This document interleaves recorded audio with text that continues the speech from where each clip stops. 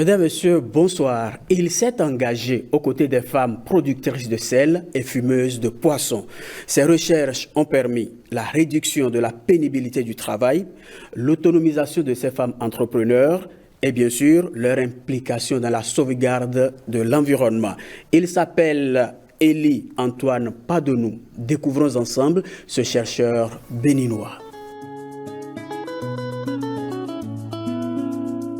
Docteur Élie Antoine Padonou, né le 13 juillet 1984 à Cotonou, en République du Bénin, est maître de conférences des universités du CAMES, Conseil africain et malgache pour l'enseignement supérieur, dans la spécialité agropédologie et gestion des ressources naturelles. Il est enseignant-chercheur à l'école de foresterie tropicale de l'Université nationale d'agriculture du Bénin. Ses recherches portent sur la lutte contre la dégradation des terres et la désertification, la gestion durable des terres et des écosystèmes forestiers, ainsi que leur restauration. Il a publié plus de 50 articles scientifiques, dont 22 en tant que premier auteur dans les revues reconnues de grande qualité et a participé à plusieurs conférences scientifiques. Il est affilié à l'Académie africaine des sciences AAS et au réseau africain-allemand d'excellence en sciences Agnès. Docteur Padonou, bonsoir. Bonsoir, Monsieur Christian. Pouvez-vous nous rappeler avec précision l'intitulé de vos recherches? Merci beaucoup, Monsieur Christian. L'intitulé de nos recherches porte sur la restauration des écosystèmes de mangroves et l'autonomisation des femmes dans les sites Ramsar 17 au Bénin. Ces activités de recherche s'inscrivent dans le projet énergie solaire et biotechnologie pour les femmes entrepreneurs dans les zones de mangroves, précisément dans la commune d'Ouida. Dans la commune d'Ouida. Alors, je voudrais dire que cela est intervenu dans un contexte particulier, un contexte où le gouvernement, par décret, interdisait la coupure des palétuviers. C'est bien cela? Exactement. Il faut rappeler que j'avais participé à un projet de la FAO pour la restauration des écosystèmes des mangroves. Et nous avons remarqué que c'est surtout les activités des femmes, la production de sel et le fumage de poissons qui consomment énormément de bois énergie. Et donc, ce projet avait permis donc d'élaborer des documents de gestion des mangroves avec comme partenaire technique la direction des eaux, forêts et chasses. Donc, ça avait permis au gouvernement dans le temps de prendre un décret pour interdire la coupe des palétuviers dans la zone. Ah ben, tout à fait, il faut bien protéger ces espèces, n'est-ce pas? Exactement. Alors, cela vous a inspiré? Oui, cela m'a beaucoup inspiré parce que quand on faisait ce travail, j'ai compris que les femmes dépendaient fortement de l'écosystème des mangroves, puisque c'est des forêts qui poussent dans l'eau. Et ces mangroves, dans leur développement, permettent aux poissons de se reproduire dans le cours d'eau, dans les lagunes. Donc ça permet d'avoir des ressources halieutiques pour la consommation.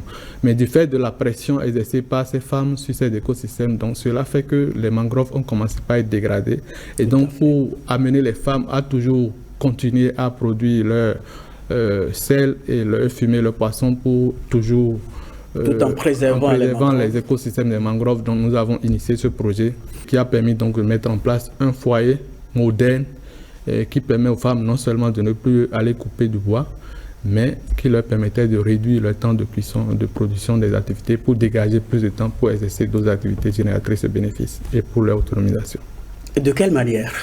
Il faut dire que déjà, quand on faisait les travaux, j'avais remarqué qu'il y avait eu beaucoup de foyers qui étaient introduits dans la localité.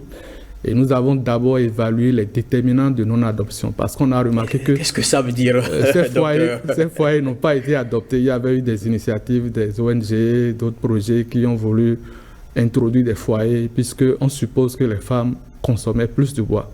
Ça. Donc il y a eu beaucoup d'initiatives, mais ça n'a pas abouti parce que généralement, c'était une approche du top-down. C'est-à-dire qu'on conçoit, on suppose que les gens ont une mauvaise approche, on propose une solution qu'on vient leur demander de tester sans évaluer ce qu'elles-mêmes utilisaient comme foyer. En quoi ça permettait vraiment de réduire la consommation. Donc nous avons d'abord comparé les foyers qui existaient on s'est rendu compte que les foyers des femmes, bien qu'étant traditionnels, économisaient exactement, avaient beaucoup d'avantages, puisque avec le même foyer, elles pouvaient mettre 4 bassines simultanément pour avoir une production.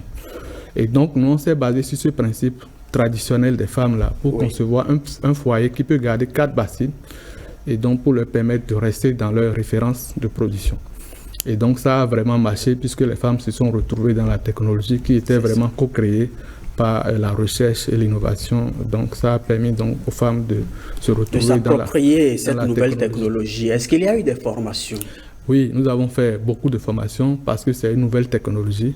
Il faut former les femmes sur l'utilisation de la technologie, l'allumage, le réglage des températures, le réglage du volume et le temps de cuisson. Donc nous avons formé ces femmes sur l'utilisation de cette technologie et elles se sont vraiment appropriées, et avec le feedback, ça a permis même parfois de détecter des problèmes et que nous avons corrigé tout au fur du processus de l'expérimentation de l'innovation. Oui. D'accord. Mais quels sont les messages clés? Revenons maintenant aux messages clés à retenir. Les messages clés, c'est d'abord que la technologie a permis de réduire énormément la quantité de combustible, puisque désormais, cette technologie n'utilise pas le bois. Donc ça permet aux femmes de ne plus aller chercher du bois. Donc elles vont économiser le temps utilisé pour la collecte du bois.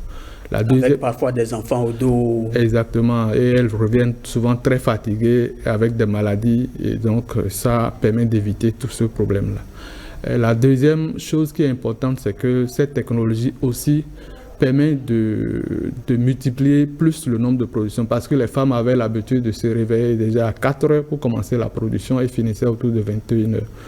Et avec quel rendement? Avec de petits rendements. Mais déjà avec cette technologie, elles n'ont plus besoin de faire autant de veille.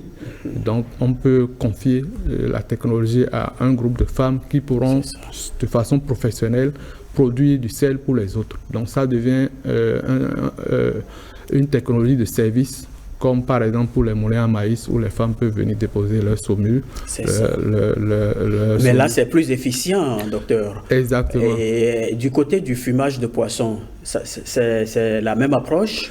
Oui, du côté du fumage de poisson, c'est la même approche, mais il faut reconnaître que la technologie de production du sel a été plus efficiente que celle de fumage de poisson, parce qu'on a remarqué un certain nombre de différences par rapport aux qualités de poisson fumé. Donc, nous sommes en train de travailler toujours sur cette technologie de fumage de poisson-là pour pouvoir améliorer ça davantage. Autre message clé?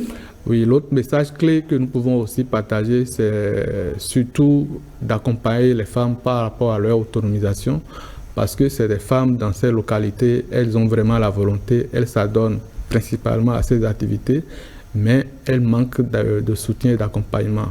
Il faut surtout les former davantage sur les nouvelles technologies qui permettent non seulement de préserver l'environnement, mais aussi d'assurer leur autonomisation tout en assurant une meilleure protection sanitaire de ces populations. Donc, je voulais aussi ajouter que grâce déjà à ce projet que nous avons initié, le gouvernement, par le biais du ministère des Petites et Moyennes Entreprises, en collaboration avec le Programme des Nations Unies pour le développement, a pu mettre en place un nouveau projet Procel qui doit normalement intervenir dans 5 communes du Bénin pour mettre à l'échelle au moins les évidences de ces résultats-là, pour que beaucoup de femmes puissent en bénéficier. Y compris sûrement la commune de Ouida. Oui, le projet intervient. La commune pilote. Exactement. Le projet intervient également dans la commune de Ouida, mais nous avons travaillé principalement dans 10 villages dans la commune de Ouida, puisqu'on avait un financement limité qui ne permettait pas d'aller au-delà d'un certain nombre de cellules. Est-ce que ce n'est pas le mal de la recherche?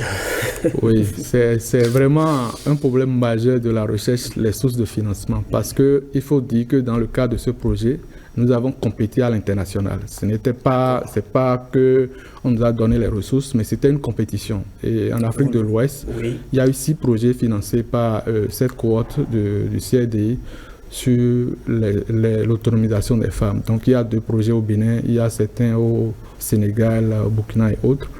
Mais j'avoue que ce qui nous limite davantage en tant que chercheurs, c'est les sources de financement. Et il faut se battre fort pour avoir les ressources.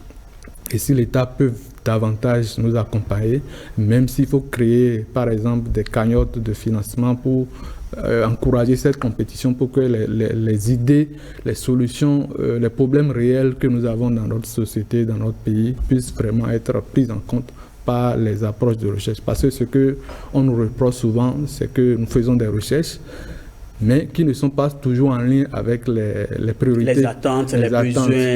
Voilà. Or, le problème, si vous allez chercher un financement à l'international, le bailleur, il a son agenda et vous devez rentrer dans son agenda pour avoir le financement, qui peut ne pas être forcément ce qui est attendu dans nos États. Donc, absolument. Si l'État peut vraiment faire un effort pour accompagner les chercheurs, et si possible, il y a beaucoup de projets de développement dans le pays, créer tout au moins des axes de recherche dans ces projets pour amener les chercheurs quand même à vraiment accompagner le pays dans tout ce qui se fait.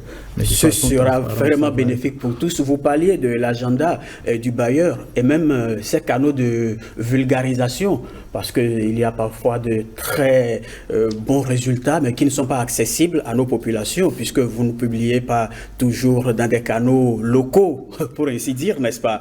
Exactement. Mais c'est déjà heureux que vous ayez décroché ce financement-là et que les résultats soient palpables, que les résultats vous créditent. Bon, de vous, on ne dira plus que vous êtes chercheur qui ne trouve pas. Exactement. Nous avons beaucoup de résultats de recherche, mais comme vous l'avez dit, oui. Nous travaillons plus sur les publications à l'international. Et il faut vraiment nous accompagner aussi. En anglais, en chinois peut-être. Surtout la langue de communication scientifique, c'est l'anglais. Parce qu'il y a plus de revues crédibles dans lesquelles vous pouvez publier facilement en anglais. Est-ce qu'on a des revues nationales dans lesquelles vous publiez aussi? Oui, il y a des revues nationales, mais le problème souvent de ces revues, c'est que ce n'est pas trop lu à l'international. Parce que quand vous travaillez, vous devez chercher quand même à avoir une envergure internationale. Sans oublier non plus les exigences des bailleurs. Oui, il y a des bailleurs qui exigent que vous devez publier dans un stand de revue donnée pour quand même leur donner de crédibilité. Les recommandations pour finir. Pour finir, nous recommandons vivement à tous ceux qui sont vraiment soucieux de l'autonomisation des femmes et de la conservation des ressources naturelles. Ça peut être les décideurs politiques, la société civile, les ONG, de vraiment accompagner les femmes pour leur autonomisation avec les énergies propres et protectrices de l'environnement. Parce que c'est Mais de façon concrète, parce qu'on entend souvent dire oui, il faut accompagner, il faut soutenir, mais qu'est-ce que vous mettez dedans? Je mets dedans les formations. Dans cette technologie, il faut savoir que l'accessibilité physique et financière aussi limite l'adoption. La technologie peut exister, certes, mais si les femmes n'ont pas accès à des coûts vraiment accessibles, ça peut aussi empêcher l'adoption.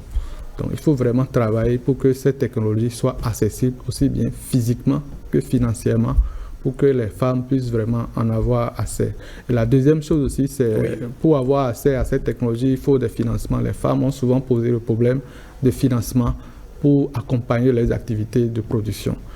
Et une dernière chose, c'est surtout les produits issus de leurs activités. Par exemple, la production de sel, les femmes n'ont pas de marché pour aller vendre ce sel à la valeur de production.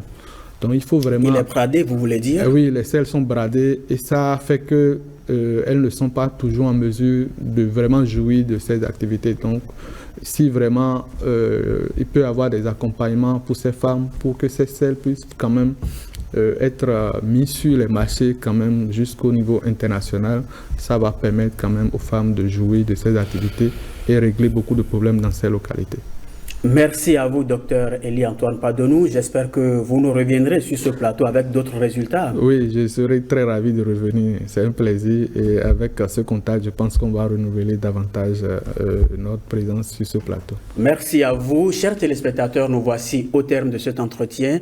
Merci à vous aussi d'être restés en notre compagnie.